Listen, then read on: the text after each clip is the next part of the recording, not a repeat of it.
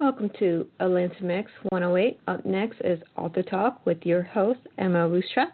But first, a song you can only find on Atlanta Mix 108. Ready for Your Love by Seacal and Ashley Colazo.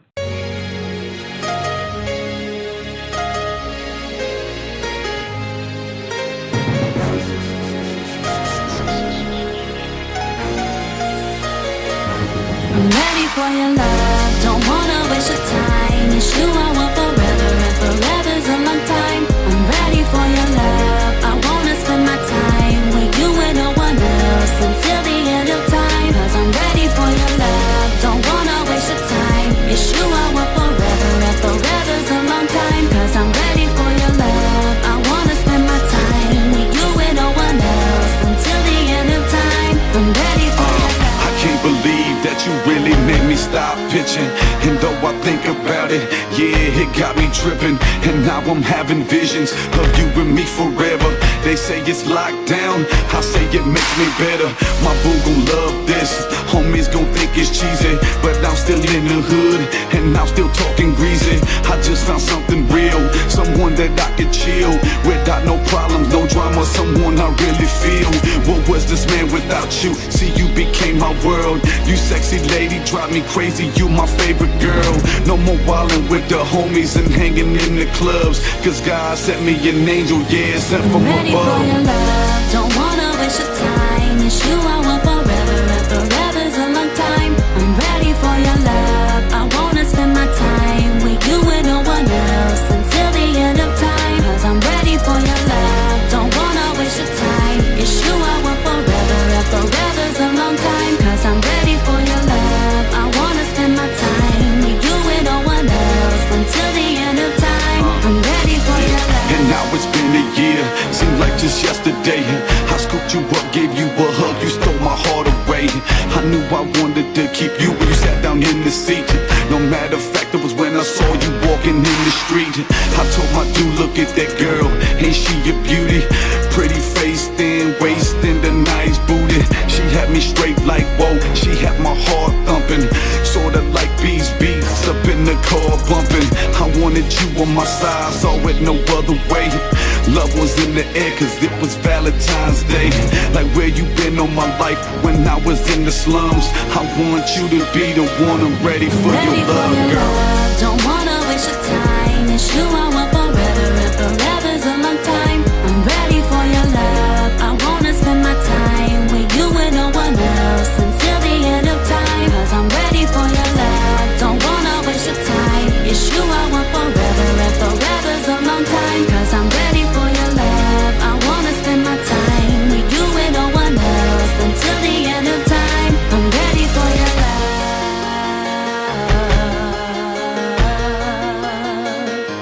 I'm ready for your love.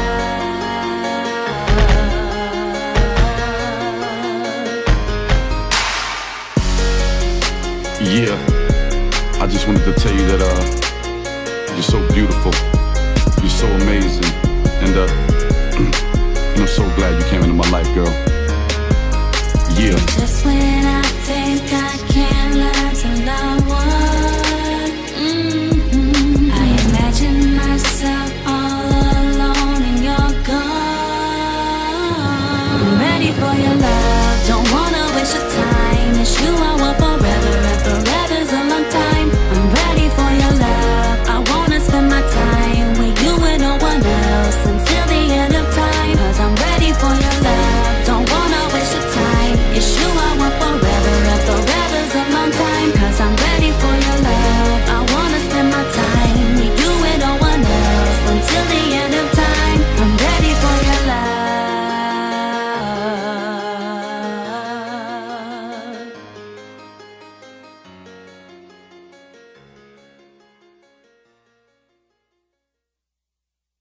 Welcome, Atlanta, to tonight's Author Talk Show. I'm your host, M.L.Ruscsak. I'm here with Brian, and forgive me, I can't pronounce your last name. I barely can. It's rough. Okay. Here to talk about your wonderful book, The House Always Wins, and this is a Las Vegas ghost story.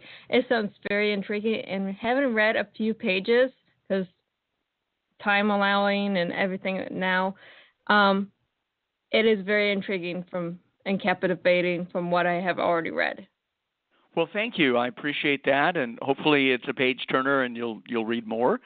I've lived in Vegas for more than 30 years, and this is an odd town, as people know. It's great to visit. It's great to live here, but there's no place like it. So I've been taking notes the whole time, and I've been writing Las Vegas novels, trying to get it right. You know, every town has its unique features, and most of what I've read about Las Vegas has been very superficial. So I try to go beyond that from an insider's perspective to let people know what it's really like for those of us who've lived here for a long time. And that's one of the things I try to accomplish in my writing. You know, I write fiction, but that's just a better vehicle for getting my points across, but hopefully not in a heavy-handed way, you know, hopefully more entertaining and humorous. It is, and it's a unique way of writing your stories. Having been to Vegas now twice, it's a beautiful city. I know there's a lot of history there, going back from 1940-ish, I believe, to now. Yeah, when Bugsy and the gang started building the first of the well, they were mega resorts in those days. Now they don't look like it, and the mob really did create this town. That's what I heard from history books and watching movies like that. But yeah, it's a beautiful city. It's built up so much, even from 2013 to now. It's constantly changing. It is, and we're we're kind of on the fast track. Everything is like time-lapse photography. A hotel here that's 20 years is considered old by some people. And, you know, until recently, we haven't really valued our history. But fortunately, they opened up a museum a while back called the Neon Museum.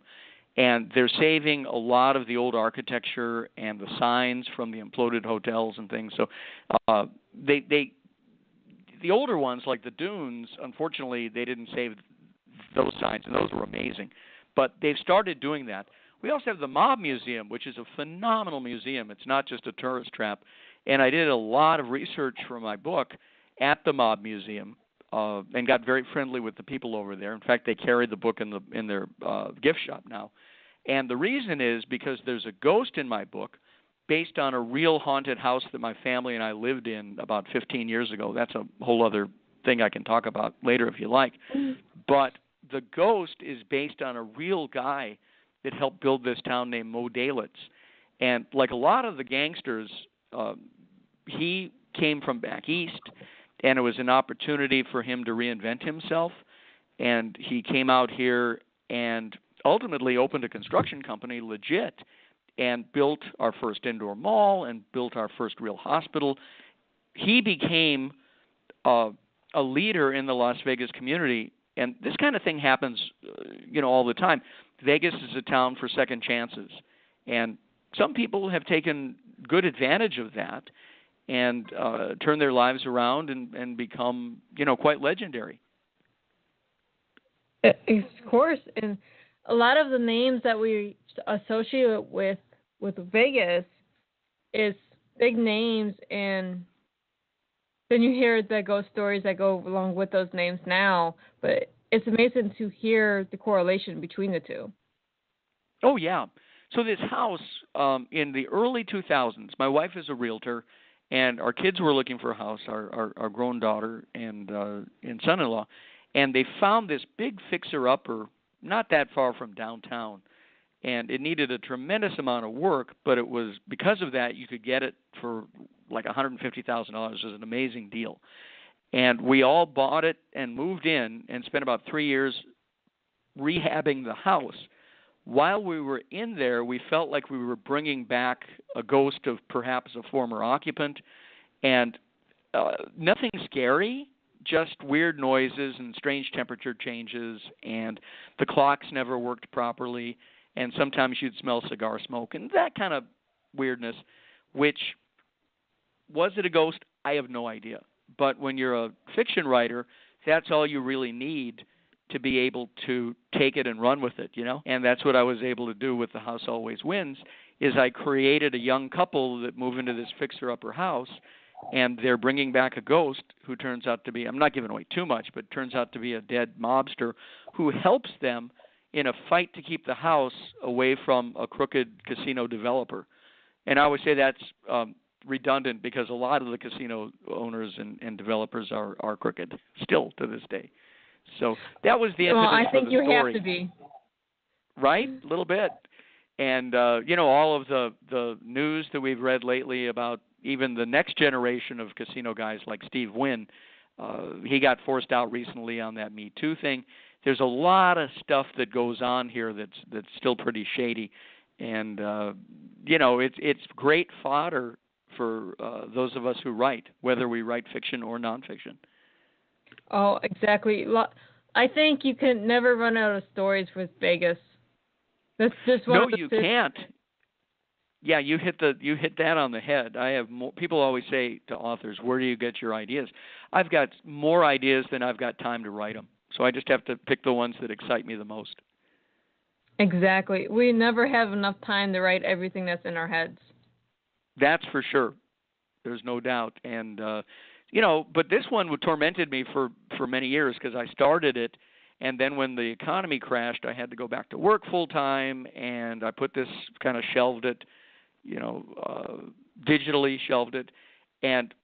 But then when things started to turn around and I was doing a lot of traveling, I wound up writing most of it on planes and in hotels and in airports, which is kind of wasted time anyway, so you may as well take advantage of it. And right. That helped me. So I'm glad I was able to get this out. The story means a lot to me. And the ghost, for example, when he's talking about his younger days to our protagonist, Anna, who's a young reporter, he was really based on some of the stories I heard from my dad growing up as a young man in Detroit during the Prohibition. He grew up with a lot of mobsters, so I heard some of those stories firsthand. They wanted him to join a mob called the Purple Gang, which was pretty legendary at the time. And these were some really bad guys. They were so bad that the New York and the Chicago mob used to hire them to come in and do hits. They would farm that out. And I heard all those stories. Luckily, my dad was smart enough not to join because most of those guys didn't make it out of their 20s. So, and he lived to be 88. Right. So he made a good decision. Well, that's always a good point because we all want to see 88, don't we? Yeah, that would be a good deal. I think I'll sign up for that one right now. Yeah. A lot of it's based on our own choices, and some of it's based on, from back then, what was available in that time period. So. Oh, no doubt. Yeah, most of these guys dropped out of school early, and they saw easy money, and they started bootlegging and illegal booze. And it just grew from there. And most of them wound up in jail or dead. Right. See, what's interesting is I just got done interviewing another author that's working with the same time period, but it starts in Detroit. So it's interesting for me to see you guys use parts of the same time period going back and forth. Oh, yeah, because there's so much good history there. Being a fiction writer, I changed things around a little bit. For example, Mo Dalitz was from Cleveland, but those northeast industrial cities. I'm going to get in trouble for saying this, but especially in those days, a little bit interchangeable in terms of the setting. So just needed to use that as a device to get them to Vegas. Right. As a lot. And another famous guy that I used as part of the composite of the ghost is Meyer Lansky, and everybody knows Lansky from the Godfather movies.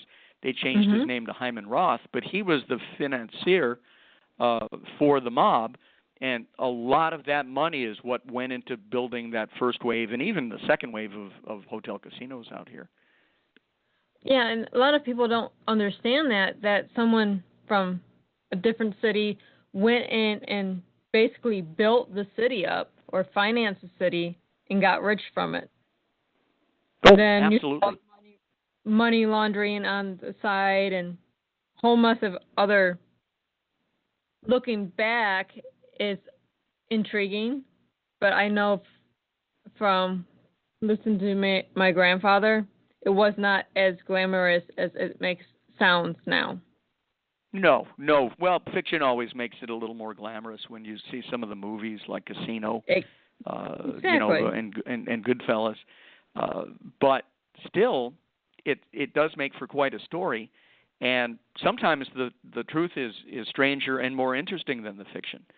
So, but as I say, we've got a lot to work with, and for any author who's been in Vegas for a long time, you just have to park yourself someplace in a coffee shop or the airport or anywhere, and just pay attention to the conversations and the things that are going on around you, and it can provide an endless amount of material to work with.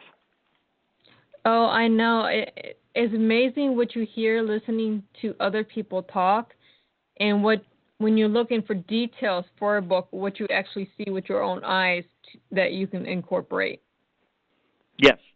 And as it turns out, as I was doing so on the one hand, I'm doing research for the book, following the mob. The other part is learning about the ghost history of Vegas, because I am marrying the two. And it turns out that for a young city, we've got a lot of hauntings and sightings, at some of the hotel casinos, everything from the old Flamingo, where they built a wedding chapel where Bugsy Siegel's suite used to be. And there are people, maybe it's just PR, it's good PR, that say that they've seen his ghost at that wedding chapel. And then you've got just a lot of things that happen that, everything from suicides, gamblers who come out here to make a last stand, they bust out and they kill themselves, they jump off the top of a building or something. Those are the types of things that, if you're so inclined to believe that way, that can create hauntings. And there's a lot of these stories out here. So if anybody is interested in pursuing those, I know they even have haunted tours and things like that. Oh, and there's a ghost museum that just opened up last year, and I have not had a chance to go there yet. Yeah. That guy from TV, Zach Bagan, I think his name is. Oh, yes. The investigator guy. He opened up a haunted museum that is supposed to be in an old house. Well, it is in an old house that he restored, but I guess there were a lot of shady things going on there, murders and things, and mob related. And right. I hear it's quite creepy. I've seen enough of it on TV from watching Ghost Adventures, but that's one of the places on my to-do list the next time I'm out that way. Me too. Hey, give me a call. Maybe we'll get a 2-for-1, right? There we go. Yeah, I'm on to all things haunted. So your book is really right up at my alley. Then you have all the haunted history, which I'm a historical buff, and I love the ghost stories that go along with the history. So, well, this one just happens to be right up your alley, huh? Exactly. How did we get so lucky? I have no idea. Karma, I guess. There you go. I'm a big believer in karma. All my books, this is my fourth Vegas fiction, and they all touch on karma in one way or another. Karma, luck, reincarnation, all kinds of second chances, things like that. That is wonderful. Now, what is the name of your other 3 books? Well, the first one, which came out in the early 2000s, and thanks for asking that question, by the way, is called Dice Angel. And they're all still available up on Amazon. The second is called Money Shot. The third is a composite that I did with a number of other authors, and it's called Restless City. And then this one, which just came out last year, is The House Always Wins. And again, they're very, very Vegas-centric and a lot of behind-the-scenes stuff. I like locals here to kind of nod and smile and go, this is the town that I know. And I also like visitors who love this town to be able to feel like they have some inside information now. Right. It's always great to give the outsiders that inside look and then have your insiders go, hey, I never thought about this. That's the appeal. That's that fine line I'm trying to do. And it seems to be working. So I'm just going to keep doing it. I think you married the two very well.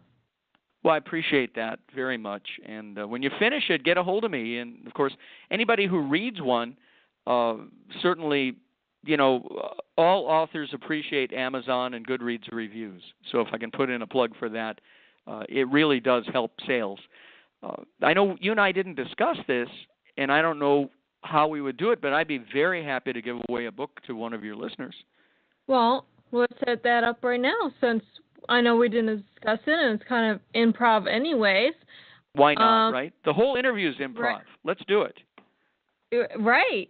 So let's run the contest through, say, this time next month, the 20th of September. Mm-hmm. How would they get a hold of you to enter it? Well, they could get a hold of me directly, or if they want to go through you. But happy to give out my my email address is B like Brian, and then my last name is ROUFF, 2 F's like Frank. So it's B Rouff at weareimagine.com. That's my company name. Most of us authors still need a day job, right? So B Rouff at weareimagine.com. Now, and just so put, go ahead. Contest entry in your subject line so we know what we're looking for. Perfect. And I'll do a random drawing, and then my track record is good, so I'll be happy to send out an autographed copy if they'd like. That would be great. If anyone wants to get a hold of me to enter the same contest, I have all Brian's information as well, and I can forward him. You can get a hold of me at Of Light and Dark, OFLITEAND, the word dark with an E at the end, at yahoo.com. And again, put contest entry, and I will send it right over to Brian. I look forward to it. So hopefully this gets you some traffic, and of course, reviews are always, always, always welcome. Absolutely. Nobody understands really how Amazon works, but if you get enough positive reviews, they start bundling you with other authors, sometimes more successful, and it can definitely drive sales. Just also for your listeners, the book is available at Barnes & Noble from coast to coast. So, again, the house always wins, and, if they want, whether it's online or whether they like retail, they can get it both ways. That is great. Yeah. Do you have a social media account that they can also find you at? Well, yeah, I'm all over the place. we all have to. These books don't sell themselves, right? So we have to promote as best we can. So if they just go to brianrouff.com, that's my website, and that's a portal to all kinds of stuff. In addition, if they go to Facebook and they enter Brian Rouff author, they will see all kinds of things. I'm pretty active on there, and I'd love to get involved in conversations, and I do respond in a timely manner. So those would be the main ways that people could get a hold of me. That's excellent. And before we go, because I know we both have very busy schedule today, are you going to any author signings, book fairs, book events, or the like anytime soon? Yeah, actually I am. There's so here in Vegas, about 400 miles, 350 is Reno. That's in the northern part of the state. And they have a big literary festival coming up called Literary Crawl, and that happens September 15th. And I'll be there doing some readings and selling the books. I'm on a panel. So I'm really looking forward to that. And if people are in this neck of the woods, I would love to meet them. That's great. I wish I would have known about that literary fair earlier, so I could have planned out further for things like that for myself. I'm always let's keep in touch, and I can let you know when the next things are happening.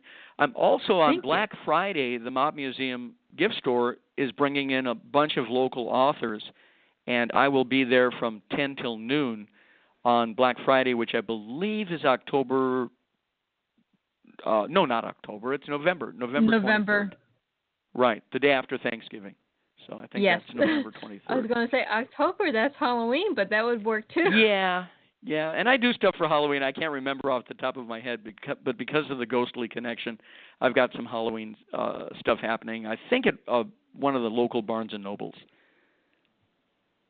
That's awesome. So let me know if there's any good plane airfare deals. Let me know if you're heading this way. Oh, I always hop a plane whenever I can. So never That's know fantastic. when I just did a series of pop-up podcast back in June. Impromptu visit out there promoting my book, just nice everywhere. So very good. I know this is not my interview, so but if we were just talking, yeah. I would love to hear more about your book. So maybe that happens next time. Yeah, that's the next time thing. My book's a little undercurrent right now. It's just out there that I'm an author. So, God, hey, listen, authors relate very well to other authors strictly because we know how difficult it is. I think most people in the back of their minds want to write a book, but most don't because it's darn hard. And it's like running a marathon, right? It is. And the thing is, what I touch base on a lot is the writing part is easy. It's the marketing that's hard. The marketing is really hard, and I always say it's like running for an election, but it never ends. It's so grassroots. You can't just depend on the publisher or the stores to do the work for you. You've got to get out there pretty much every day and make something happen. And it continues on, and then you write another book, and it happens all over again. So exactly. We got to love it, right? Ending. It's got to be a labor of love. For those I think we're all nuts. I think we're all a little bit crazy. Exactly. I have not met an author that is completely sane. So no, otherwise we wouldn't do it. Exactly. We have to love what we do and do what we love. So no doubt. But it is very satisfying to see your name on a book, right? On a shelf in a store or online. No matter how many books I write, every time I get one in the mail that's a brand new version of the book or next book in the series, I have to go out to dinner that night because look at here, I got a new book. So, and my name's worthy of a celebration, isn't it? There's nothing better. Exactly. So, well, good. Well, I'm going to have to check out your books after I hang up. Yeah, awards are always nice. I'm not sure if any of yours have been out there long enough to qualify or you've thought about doing awards for your books. But it's funny. I hadn't, and then I talked to another author out here who I respect, and she encouraged me to enter some contests, and it actually just received honorable mention for something called the American Literary Awards or the American Fiction Awards, something like that. So that's cool. They're going to send me some kind of decals or something along with it. So it's nice to be recognized. What I really love is reviews from just the average fans who take it upon themselves they liked it, so they'll go on there and take the time to write something. And there's nothing better than that, where you make that connection, right, between you and somebody you've never met. Right. Awards are wonderful, but reviews are more heartfelt, and we appreciate those a lot more. A lot more, no question. But really, the main person that we're writing for is ourselves, right? Right. Exactly. We have to like what we write or we won't publish it. So, but we're almost out of time. Again, I know you have a very busy schedule today, so thank you for taking time out to talk with me today. It was fun. I enjoyed this very much, and I appreciate the opportunity. And Atlanta, good night. I'll talk to everyone, or you can hear me tomorrow at the same time, same place on Atlanta Mix 108, and happy reading. And we're out. I want to make sure. Well, that was awesome. That was nice. Yeah, I hope you're happy. Make sure. Oh no, it's awesome. I want to make sure you had time to get to your meeting. So. Yeah, it's actually here at my office, so I just have to walk about 20 steps down the hall. So I appreciate that very much. And You're welcome. I'm glad we were able to pull this off. I hope things go well with your husband. And let's keep in touch for sure. Very much so. And I'm an Authors Guild representative, so right now I'm just starting to get into the travel for the Guild. So. Oh wow, that's yeah. great. Well, you've got all my contact info. Any opportunities that come up, please let me know. I'm very open to pursuing things, and Great. we'll see what happens. But Great. again, thank you for the interview. I enjoyed it very much. And thank you very much for joining me today. And hope My your pleasure. meeting goes well. Oh, it'll be fine. Have a great day, and you take care. You too. Okay. Bye. Bye now.